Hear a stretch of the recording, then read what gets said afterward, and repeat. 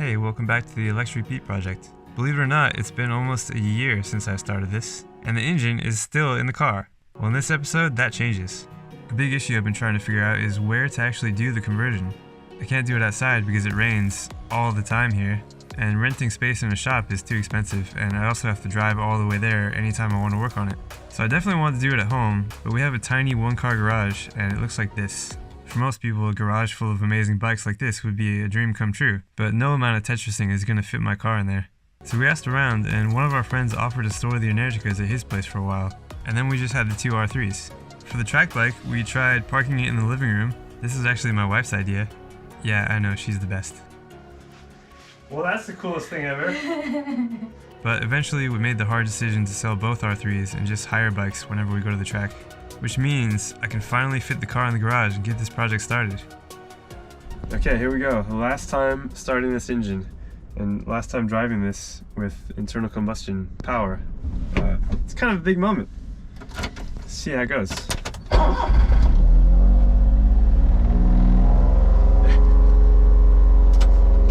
been a while.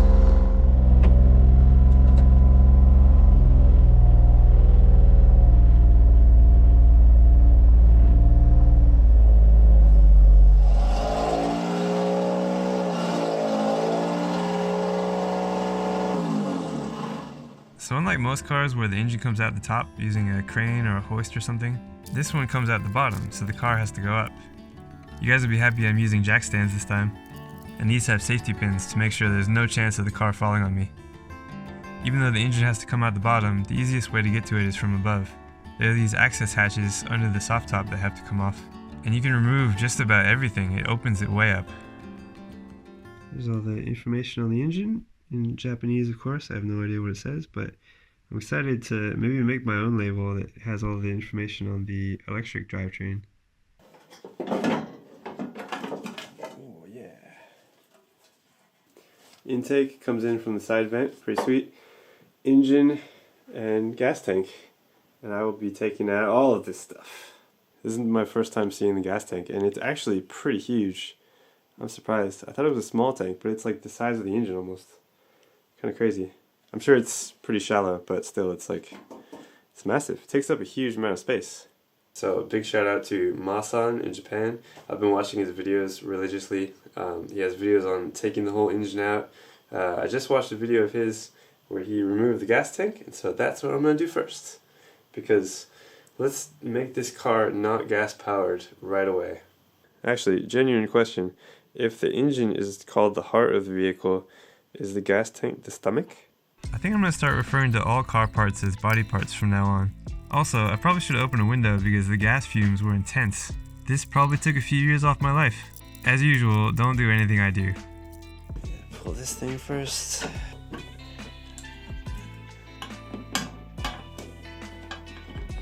So like I said in the first video,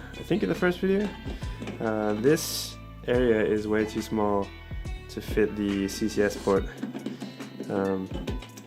If I converted it to a Tesla port, that would have been awesome, but Tesla ports don't exist in New Zealand.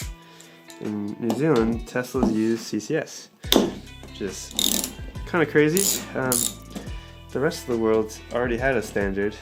North America just chose their own, which is a whole nother conversation. If only you guys could smell what I'm smelling. Okay, so that bolt looks pretty easy. I mean, it looks pretty rusty, but it looks easy to access. That one, you gotta come from underneath, which I think you come from under here somehow. Yeah, probably. And then there's another one somewhere over there that you get from underneath, which I'll find out.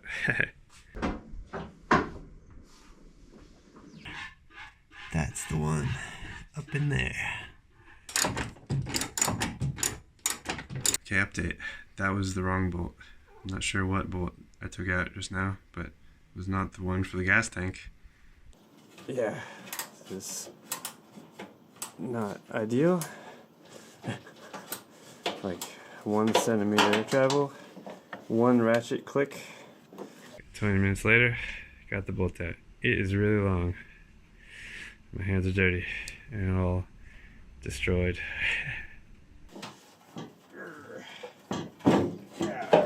Oh yeah. Oh boy. Wow, it's heavy. Okay. Heavy. Oops. Alright. Yeah, 20.9. Pretty exciting. The stomach is out. This definitely doesn't seem like a piece that they wanted you to remove before the engine, but I want to remove it. Because how cool is that? Hey, an engine mount, or a transmission mount, actually. That's cool. Good to know where that is. So now that the stomach's out, let's get rid of the butt, which is the exhaust, I guess, and the rear bumper. That kind of makes sense, I think. I don't know. So, take the bumper off.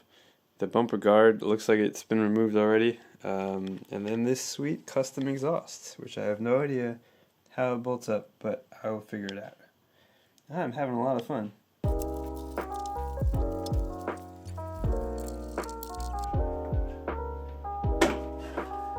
Oh, spider go. Ah.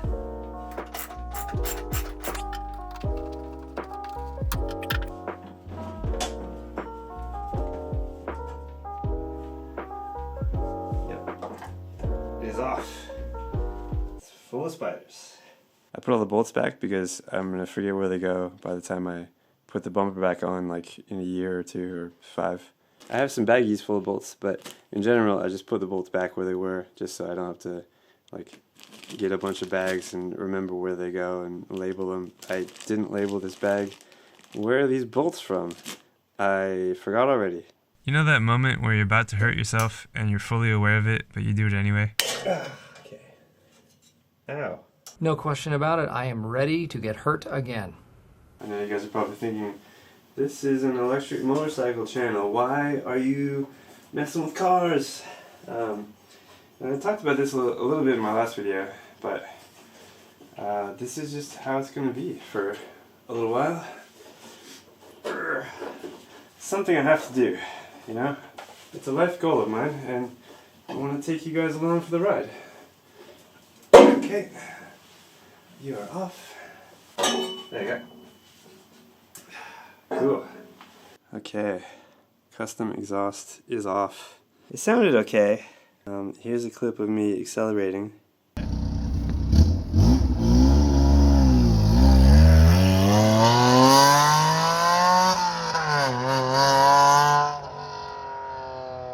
Some people are into that sound. I am not, so it's going. Goodbye. Alright, today was the day. The engine was coming out. There was a lot of stuff to disconnect. It's crazy how much electrical stuff is needed to run engines. And most of these bolts probably haven't been removed since they were put in 30 years ago. But thankfully, nothing really put up a fight. Oh yeah. My friends Zach and Matt came over to help. And with all of us, it ended up not taking long at all. I don't think I could have done this myself without getting more injured than I already was, especially with how sketchy our setup was. One of these jacks was leaking oil, so it was slowly lowering. So for this part, I had them go into the car and I stayed behind the camera. Yeah, that shifted everything. Everything go wrong. Well, they're gonna ask how you died, and so oh yeah, okay. it's good that I have it on if video. there's an investigation, sure, but you know. If there's an investigation, throw the SD out of the way. What happened? I don't know, Matt was just, I don't know, we walked out the room, we came back and Matt was dead. I don't understand what he was doing. But he got the engine out. Got the engine out, yeah. No, it should work. Oh yeah, there is. That's why. There's like a safety clip thing. Oh, wasn't that smart? Broke off the other one. Ooh. Pole shit is out. Okay. Cool. Right. Yeah, well. Alright. Yeah, why isn't that? Oh, there you go. Got it. Oh yeah. Oh, there we go. Woo! Oh wow, okay. Yeah, that's cool. Yeah. Awesome. Yeah. Flintstone car. Completed our mat conversion. Yeah. Running on Matt. Whole lot of nothing in there. What are you saying about me? Sorry. Just like that, the heart was removed. Check out how much lighter the car is now. But have I removed enough weight? How does the engine's weight compare to the Energica's massive battery? I put a scale that goes up to 250 kilos under the engine to find out. Now, if I just lift this a bit onto the scale,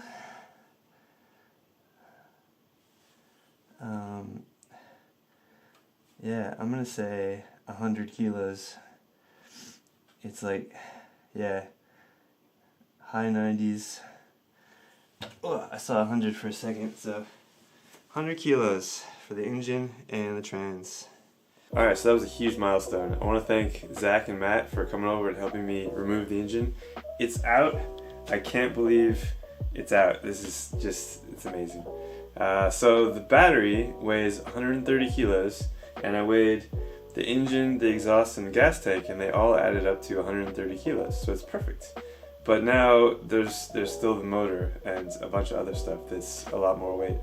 The good thing is I still have a lot of stuff to remove, like the shifter, the harness, the radiator, all the coolant lines, all the coolant, which is going to be pretty heavy, clutch master cylinder.